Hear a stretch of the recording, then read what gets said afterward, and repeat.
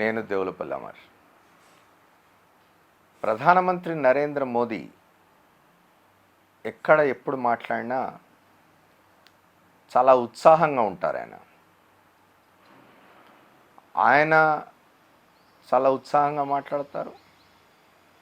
ఆయన మాటలు వినడానికి వచ్చే వాళ్ళలో కూడా ఉత్సాహం కల్పిస్తూ ఉంటారు ఆయన. అందున బహిరంగ సభలైతే మరి వాటికి ఎన్నికలు తోడాయంటే ఇక నరేంద్ర మోదీ హావభావాలు, ఆయన మాట్లాడే పద్ధతి, ఆయన ఆ సభలకు వచ్చే జనాన్ని అలరించే పద్ధతి వేరుగా ఉంటుంది. నిన్నటికి నిన్న గుంటూరు జిల్లా చిలకలూరుపేటలో ఒక కూటమి సభ జరిగింది. తెలుగుదేశం పార్టీ, జనసేన, భారతీయ జనతా పార్టీ కొత్తగా ఒక కూటమిగా ఏర్పడ్డాయి. మళ్ళీ 2014లో కూటమిగా ఉండేవి, 19లో విడిపోయారు. మళ్ళీ మొన్న ఒక ఒప్పందం కుదిరి కూటమిగా ఏర్పడ్డారు. ఈ కూటమిగా ఏర్పడడం కోసం, ఈ కూటమిలోకి భారతీయ జనతా పార్టీని తెచ్చుకోవడం కోసం గత 5 ఏళ్ల పాటు చంద్రబాబు చేసిన సాముగారిడ్ల గురించి ఇక్కడ మాట్లాడుకొని సమయం వృధా చేసుకోవద్దు. ఆయన వెంపర్లాట, ఆయన ప్రయత్నం, ఆయన వేడికోలు, ఆయన పడిగాపులు బీజేపీ వాళ్ళ కార్యాలయాల ముందు, ఇళ్ల ముందు ఢిల్లీలో, ఇవన్నీ ఇప్పుడు మాట్లాడుకొని సమయం వృధా చేయడం అనవసరం. కానీ నిన్న మొదటి సభ జరిగింది చిలకలూరుపేటలో. ఆ సభలో సరే మోదీని గౌరవంగా ఆహ్వానించడానికి బొకేలు దొరకలేదు, ఎవరికి పూలదండలు దొరకలేదు. చంద్రబాబు పేరు అనౌన్స్ అయినప్పుడు చంద్రబాబు చూస్తూ నిలబడ్డారు. పవన్ కళ్యాణ్ పేరు అనౌన్స్ అయినప్పుడు పవన్ కళ్యాణ్ చూస్తూ నిలబడ్డారు.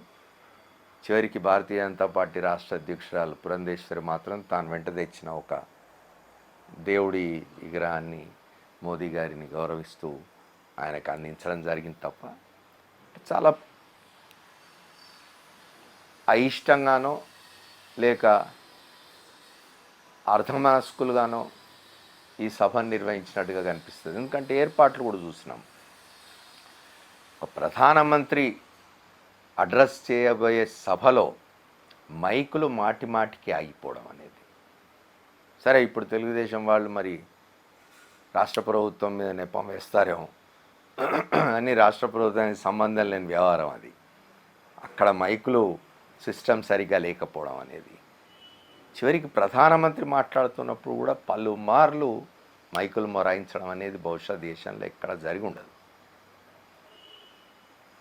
ఇప్పుడు ఈ విషయం ఎందుకు మాట్లాడుకుంటున్నామంటే, ప్రధానమంత్రి చాలా గంభీరంగా ఆయన వేదిక మీదకి రావడమే, వేదిక మీద కూర్చున్న నాయకులు ఎవ్వరిని పలకరించకుండా ఆయన జనం దగ్గరికి వెళ్ళి అభివాదం చేసి తన సీట్లో కూర్చున్నారు. వెళ్ళి ఆ పక్కన చంద్రబాబు, ఆ పక్కన పవన్ కళ్యాణ్ వీళ్ళు ఉన్నారు, ఇటువైపు పురంధేశ్వర్ ఉన్నారు. ఆయన మాత్రం వెళ్ళి జనాన్ని అభివాదం చేసి కూర్చున్నారు. మొత్తం సభ సమయంలో ఎక్కడ ఈ 3 పార్టీల మధ్య ఒక సయోధ్య కుదిరింది, రేపు ముగ్గురు కలిసి జనంలోకి వెళ్తున్నారు, ఒక అద్భుతమైన కూటమిది అనే అభిప్రాయం కలిగించే విధంగా ఎవరి బాడీ లాంగ్వేజ్ లేదు. ప్రధానమంత్రి నరేంద్ర మోదీ బహుశా ఎక్కడ అంత సీరియస్గా కూర్చుని ఉండరు. మనం గతంలో చూసినాం, సికింద్రాబాద్ పరేడ్ గ్రౌండ్స్లో తెలంగాణ బీజేపీ అప్పటి అధ్యక్షుడు సంజయ్ ఏర్పాటు చేసిన ఒక బ్రహ్మాండమైన బహిరంగ సభ. వేదిక మీద కూర్చున్నంతసేపు నరేంద్ర మోదీ సంజయ్ భుజం తట్టుతూ చాలా ఉల్లాసంగా సంజయ్ని అభినందిస్తూ చాలా గొప్ప మహాసభ పెట్టినాను అని చెప్పి ఆయనను ప్రోత్సాహపరుస్తూ కనిపిస్తారు మనకు. ఆ తర్వాత అదే పరేడ్ గ్రౌండ్స్లో వర్గీకరణ సమస్య మీద మందకృష్ణ మాదిగ నిర్వహించిన ఒక బహిరంగ సభలో కూడా వేదిక మీద మనం చూసినాం నరేంద్ర మోదీ ఎంత యాక్టివ్గా ఉన్నారు. నరేంద్ర మోదీ ఎక్కడ పోయినా వేదికల మీద అంతే చురుగ్గా, అంతే ముఖంలో చిద్విలాసం చిందిస్తూ, బాడీ లాంగ్వేజ్ కూడా చాలా ఆయన అందరినీ ఆకర్షించే విధంగా ఉంటుంది. అట్లాంటిది నిన్నటి సభలో ఆయన ఒక బొమ్మ కూర్చున్నారు అంతే. ఒకటి రెండు సందర్భాల్లో చంద్రబాబు పలకరిస్తే మాట్లాడినట్టున్నారు, కానీ అదర్వైజ్ ఏమీ లేదు. తెలంగాణలో మొన్న మల్కాజిగిరి నియోజకవర్గంలో రోడ్ షోలో కానీ, నగర్ కర్నూల్ బహిరంగ సభలో కానీ, జగిత్యాల బహిరంగ సభలో కానీ ఎక్కడ చూసినా నరేంద్ర మోదీ ఆ సభకు హాజరైన వాళ్లను ఉత్సాహపరుస్తూ, ఉత్తేజపరుస్తూ, తన వాక్చాతుర్యంతో ఆకట్టుకోవడం అనేది చూస్తాం మనం. అవన్నీ ఎందుకు లోపించినాయి చిలకలూరిపేట సభలో అనేది ఆలోచించాలి. చిలకలూరిపేట సభకు ప్రధానమంత్రి నరేంద్ర మోదీ ఎందుకు వచ్చినారు? ప్రధానమంత్రి స్థాయి వ్యక్తి ఎన్నికల ప్రచారానికి రావడం అనేది మామూలు విషయం కాదు. ఆయన వచ్చినారు. ఆయన అక్కడ ఏం మాట్లాడాలి?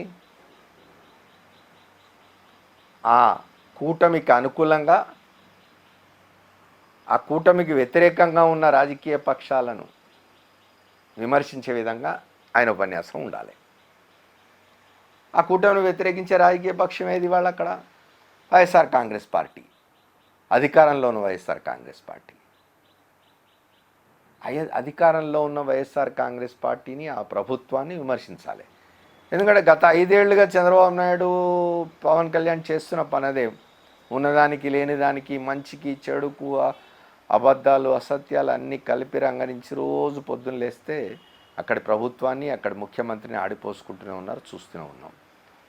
నిన్నటి సభలో ఎక్కడ తెలుగుదేశం పార్టీని గెలిపించండి, రాష్ట్రంలో కేంద్రంలో భారతీయ జనతా పార్టీ అధికారం ఇవ్వండి, చంద్రబాబు నాయుడిని ముఖ్యమంత్రిని చేయండి, జగన్మోహన్ రెడ్డిని ఓడించండి అనే మాటలు ఎక్కడ ప్రధానమంత్రి నోట్లోంచి రాలేదు. ఆయన ఎన్డీఏని గెలిపించండి, ఇవాళ కేంద్ర స్థాయిలో ఎన్డీఏ అధికారంలోకి రావాల్సిన అవసరం ఉన్నది, రాష్ట్రంలో కూడా ఎన్డీఏని గెలిపించండి అన్నారు తప్ప, వీళ్ళు సర్దుకోవచ్చు, ఎన్డీఏ అంటే అందులో మేము భాగస్వాములే కదా, తెలుగుదేశం జనసేన కూడా ఉంది కదా అనొచ్చు. కానీ ఆయన ఎన్డీఏలో భాగస్వామైన తెలుగుదేశం పార్టీకి ఇక్కడ అధికారం ఇవ్వండి అని ఒక్క మాట చెప్పలేదు. చెప్పకపోగా ఆయన ఎక్కడైనా ఒక ఎన్నికల ప్రచారానికి వెళ్ళినప్పుడు అక్కడ అధికారంలో ఉన్న వాళ్ళని విమర్శిస్తారు. కానీ ఆయన ఆంధ్రప్రదేశ్లో అత్యంత అట్టడుక్కుపోయి ఉన్న కాంగ్రెస్ పార్టీని విమర్శించాడు. ఆయన కాంగ్రెస్ పార్టీని విమర్శించాడు. ఆ కాంగ్రెస్ పార్టీకి జాతీయ స్థాయిలో ఉన్న ఇండియా కూటమిని విమర్శించాడు తప్ప జగన్మోహన్ రెడ్డి పార్టీని ఒక్క మాట అనలేదు, జగన్మోహన్ రెడ్డిని వ్యక్తిగతంగా ఒక్క మాట అనలేదు. అన్యాపదేశంగా ఓ మాట అన్నాడు. ఏమిటంటే, ప్రస్తుతం ఇక్కడున్న ప్రభుత్వంలో మంత్రులు అవినీతిలో పోటీ పడుతున్నారనే ఒకే ఒక్క మాట తప్ప ప్రస్తుతం ఆంధ్రప్రదేశ్లో ఉన్న ప్రభుత్వాన్ని ఆయన పల్లెత్తు మాట అనలేదు. మరి చంద్రబాబు నాయుడు, పవన్ కళ్యాణ్ ఏం సాధించినట్టు? వేదిక మీద వాళ్ళ ముఖాల్లోనే అర్థమైపోయింది, ఈయన వైఎస్ఆర్ కాంగ్రెస్ పార్టీని, ఆ ప్రభుత్వాన్ని అనడం లేదు అనే బాధ వాళ్ళ మొహాల్లో కనిపించింది. బహుశా రేపు అక్కడ ఎన్డీఏ వచ్చినా ఇక్కడ మేము ఎట్లాగూ రాం కాబట్టి ప్రధానమంత్రి పెద్దగా సీరియస్గా మాట్లాడలేదని వాళ్ళు అర్థం చేసుకుని ఉండొచ్చు. ఎందుకంటే చంద్రబాబు ఈ కూటమి ఎందుకు కోరుకున్నాడు? భారతీయ జనతా పార్టీలతో కలవాలనే తపన ఆయన ఎందుకు? ఏదో అధికారంలోకి వచ్చేస్తామని కాదు. భారతీయ జనతా పార్టీని తమతో చేర్చుకోవడం వల్ల అధికారంలోకి వచ్చేస్తామనే నమ్మకం చంద్రబాబు నాయుడుకి కానీ పవన్ కళ్యాణ్ కానీ లేదు. ఎంతసేపు రేపు 2024 ఎన్నికల తర్వాత మళ్ళీ రెండోసారి ఎట్లాగూ వైఎస్ఆర్ కాంగ్రెస్ పార్టీ అధికారంలోకి వస్తుంది. వచ్చినప్పుడు తమ మీదున్న కేసులు సీరియస్గా పర్స్యూ చేస్తుంది కాబట్టి ఎన్డీఏ ఫోల్డ్లో ఉంటే మనం కొంతైనా కాపాడుకోవచ్చు, ప్రధానమంత్రి నరేంద్ర మోదీ మన రక్షణకు వస్తాడు ఎన్డీఏలో ఉంటే అమిత్ షా మన రక్షణకు వస్తాడు ఎన్డీఏలో ఉంటే అనే ఆలోచనతో చేస్తున్న ప్రయత్నం తప్ప జనంలో కూడా ఎటువంటి స్పందన లేదు. నిన్న ఆర్గనైజ్ చేసి తీసుకొచ్చిండవచ్చు జనాన్ని. నేను ఖాళీ కుర్చీలు ఉన్నాయన్నీ అని నేనేం చెప్పను, జనాన్ని తీసుకొచ్చిండొచ్చు. కానీ అక్కడ స్పందన ఏది? ఎప్పుడైనా కూడా ఒక రాజకీయ పక్షం కానీ ఒక కూటమి కానీ దాని పరిస్థితి ఏమిటి అనేది జనంలోని స్పందనను బట్టి అర్థమవుతుంది. నిన్న అట్లాంటిది ఏమి లేదు.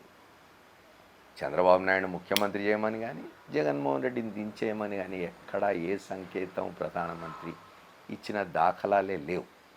పాపం చంద్రబాబు నాయుడు కీర్తించే, ఆయనను ప్రస్తుతించే లేదా ఆయనకు వందిమాగధులుగా మారిన మీడియా సంస్థలు దీన్ని కప్పిపుచ్చుకోవడం కోసం అని చెప్పి, ఫెయిల్యూర్ని కప్పిపుచ్చుకోవడం కోసం అని చెప్పి వేదిక దిగొచ్చిన తర్వాత వేదిక వెనుక ప్రధానమంత్రి చంద్రబాబుని పవన్ కళ్యాణ్ మెచ్చుకున్నారు, చాలా బాగా ఆర్గనైజ్ చేశారు, జనం బాగా వచ్చారు, మనం గెలుస్తామని చెప్పారు అని రహస్యంగా ఎందుకు చెప్పడం? ప్రధానమంత్రి మోదీ నిజంగా ఆయన ఫీల్ అయి ఉంటే, నరేంద్ర మోదీ గురించి తెలిసిన వాళ్ళు లేరైనా ఇదంతా కూడా ఏదో మేకప్ చేయడానికి మీడియా సంస్థలు పడుతున్న తిప్పలు అనేది అర్థమైపోతుంది. ఎందుకంటే నరేంద్ర మోదీ ఏది దాచుకోడు. ఆయన పరేడ్ గ్రౌండ్స్లో మందకృష్ణ మాదిరితో ఆయన బిహేవ్ చేసిన పద్ధతి చూస్తే ఏమిటి ప్రధానమంత్రి ఇట్లా అని అనిపిస్తుంది మనకు.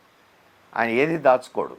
ఆయనకు సంతోషం కలిగినా, కోపం వచ్చినా, ఏది వచ్చినా కూడా చాలా ఓపెన్గా ఎక్స్ప్రెస్ చేస్తాడు ఆయన. అట్లాంటిది ఆయన వేదిక మీద ఏం చెప్పకుండా కిందికి వెళ్ళి వెనక్కు పోయిన తర్వాత వేదిక వెనుక డయాస్ వెనుక రహస్యంగా చంద్రబాబును పవన్ కళ్యాణ్ పిలుచుకొని వాళ్ళ చెవుల్లో, ఓహో మీరు చాలా గొప్ప ఆర్గనైజ్ చేసినారు, జనం బాగొచ్చారు, మనం అధికారంలోకి వస్తాం అని చెప్పారట. ఒకటే ఒక్క మాట, చంద్రబాబు నాయుడు పవన్ కళ్యాణ్ ఇద్దరు వాళ్ళ పార్టీల పేర్లు కూడా తీసుకోలేదు. చంద్రబాబు నాయుడు పవన్ కళ్యాణ్ ఇద్దరు చాలా రోజులుగా ఈ రాష్ట్రంలో ప్రజల కోసం, రాష్ట్ర అభివృద్ధి కోసం అని చెప్పి తపన పడుతున్నారు అనే ఒక మాట తప్ప ఎక్కడా వాళ్ళకు అనుకూలించే విధంగా నిన్నటి సభ జరగలేదు. ఇప్పుడు చంద్రబాబు, పవన్ కళ్యాణ్ మళ్ళీ చాలా రోజులు ఉన్నది ఎన్నికలకు. మే 13న మన దగ్గర పోలింగ్, ఆంధ్రప్రదేశ్లో కానీ తెలంగాణలో కానీ. ఆలోగా మళ్ళీ ప్రధానమంత్రిని ఒకసారి తీసుకొస్తారా? తీసుకొస్తే మళ్ళీ ఇదే రిపీట్ అవుతుంది ఎందుకు అని అనుకుంటారా? చూడాలి.